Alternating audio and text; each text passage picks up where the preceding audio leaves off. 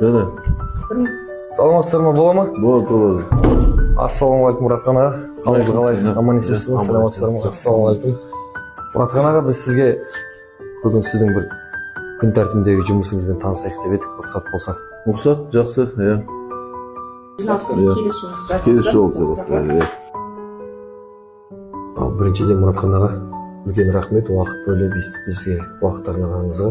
Бүгін сіздің жұмысыңызбен табиғи парктың филиалымен таныссақ деп едік. Өзіңіздің қызметіңізге бірінші өзіңізбен танысудан бастасақ, қай жердің тумасысыз, қай жылдан бері осы жерде қызмет атқарасыз, сол туралы айта кетсеңіз.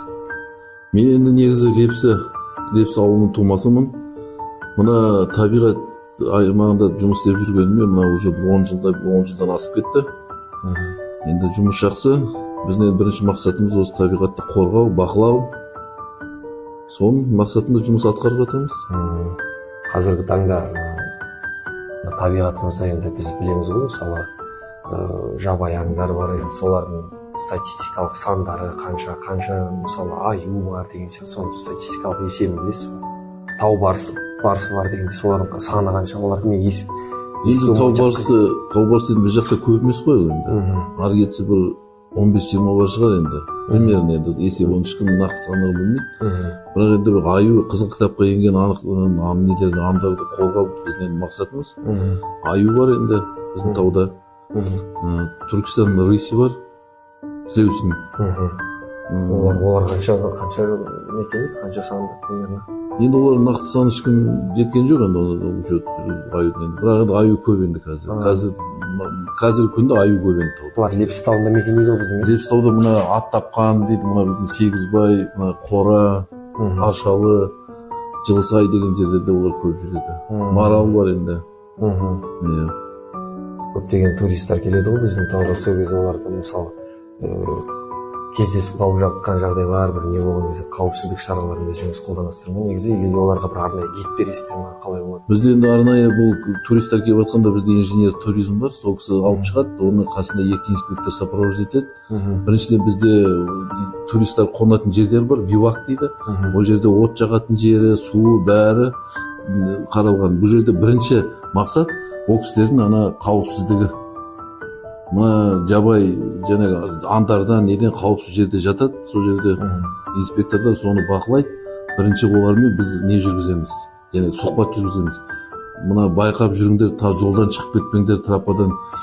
Осындай жабай бізде аңдар бар, жылан бар деген сияқты, кене бар деген сияқты. Сондай сұхбат жүргізіледі.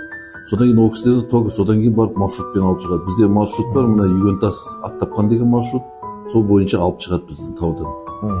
Жол бойы сол табиғатты көрсетеді. Қызметіңізге, өзіңіздің жеке қызметіңізге басқа қандай да қызметтер келеді? Енді мен жеке қызметіме қарасақ, біріншіден мен енді мына табиғатты қорғау ғой енді, бақылау. Мен енді өз участогым бар, ана 5618 гектар жер бар. Соны мен қараймын. Ол жерде енді қызыл кітапқа кірген өсімдіктер бар. Мына қызғалдақ дейді. Орысша айтқанда ол пионоуклоняющий дейді. Потом мына не дейді, пияу бар, рябчик бледно-цветковый деген, қызыл кітапқа кірген рауаш витрогы бар. Содан кейін енді мен территориямда қазір қызыл кітапқа енген ағаш мына яблоня сиверса бар. Енді тауда өзі жай өте кездеспейді, бірақ мен жерімде 3 түп бар алма ағашы деген сиверс. Содан мына қарағаш не бар әлгі, елшіренкі дейді, бізде бөлшеді. Сондай көп өсімдіктер өседі, солардың бәрін бақылаймыз. Соны бақылағаннан кейін бәрін бізде дневник бар, фенологическое наблюдение жүргіземіз, соның бәрін кітапқа енгіземіз, тетрадқа енгіземіз.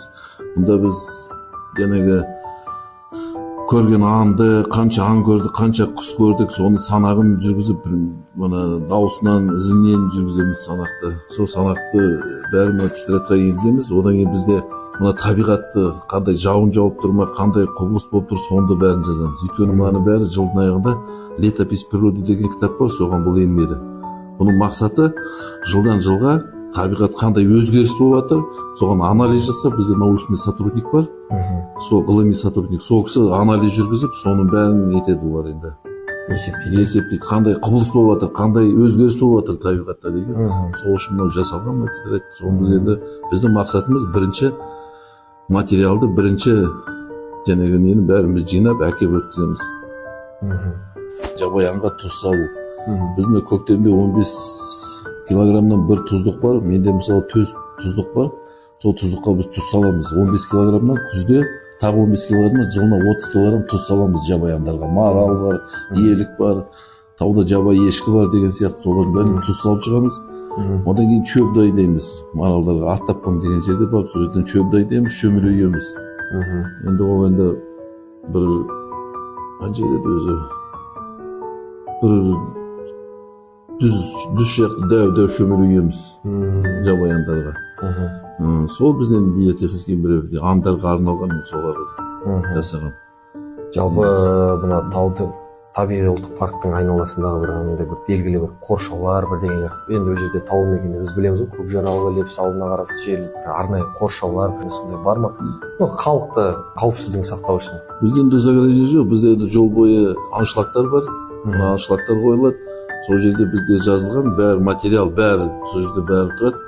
Жабаянды атуға болмайды, ағаш кесуге болмайды деп. Содан мына трапқа жүрген жолдың бәрінің картасы сызылған. Сондайдар болады. Енді бірақ енді смотровая площадка бар бізде ат тапқанға шыға береміз. Ол жерде қоршау бар.